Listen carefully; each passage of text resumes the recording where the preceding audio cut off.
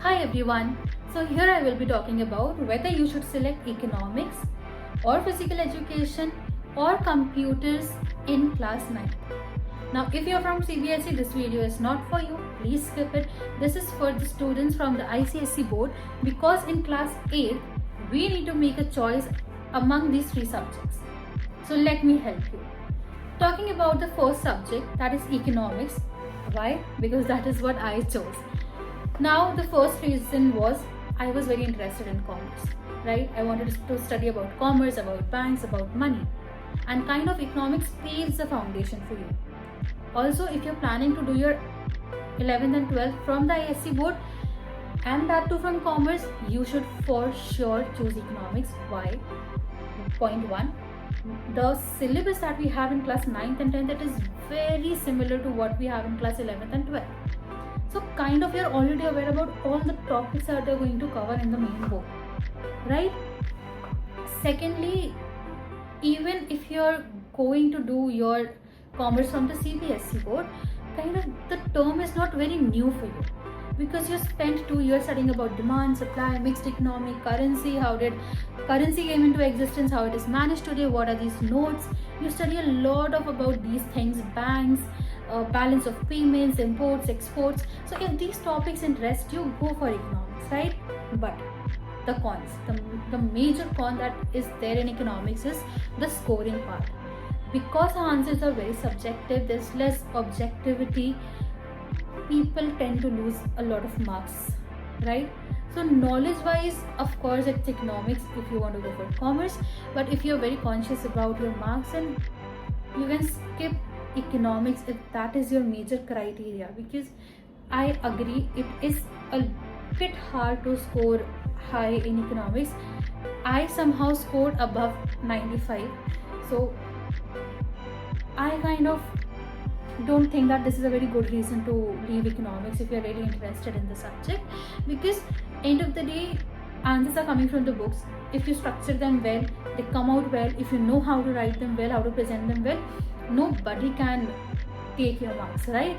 But I have heard from n number of people talking about how the subjectivity and how the scoring in economics is really hard. Also, it might happen that one of your friend who wrote the same answer might get some other marks while the other might get lower than her, because it kind of depends on the teacher as well, who's reading through the answer scripts, how that teacher is approaching things.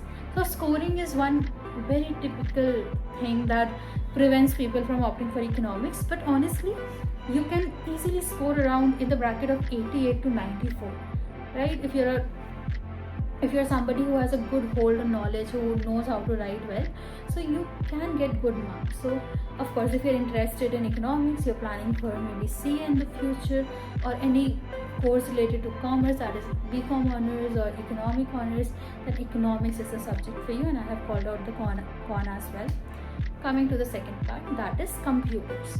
Now in computing, you need to study a proper language.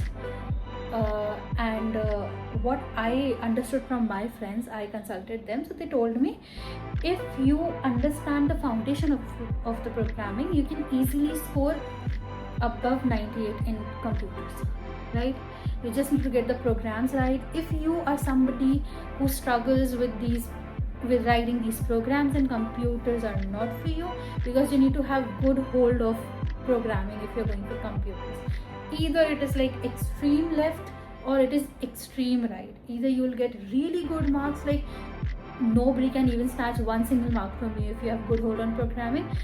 But if you're skeptical, if you're afraid, then it might be a blunder for you, right?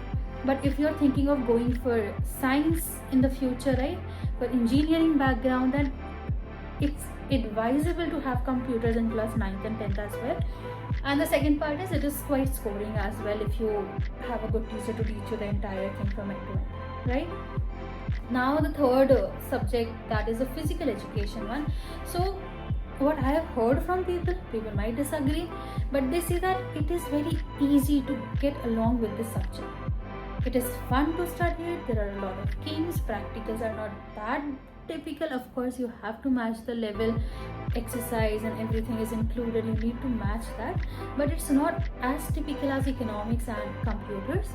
Secondly, the theory part is something which a child can easily cover. It is related to biology mainly, your body, how it works, nutrients, all these things.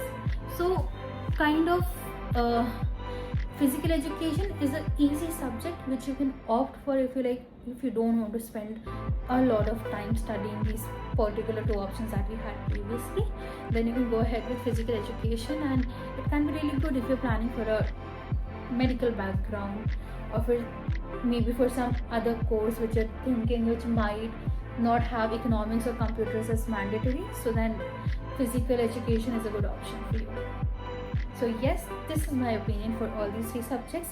I'll always advise you before, this is my opinion, but I want you to do your own research as well.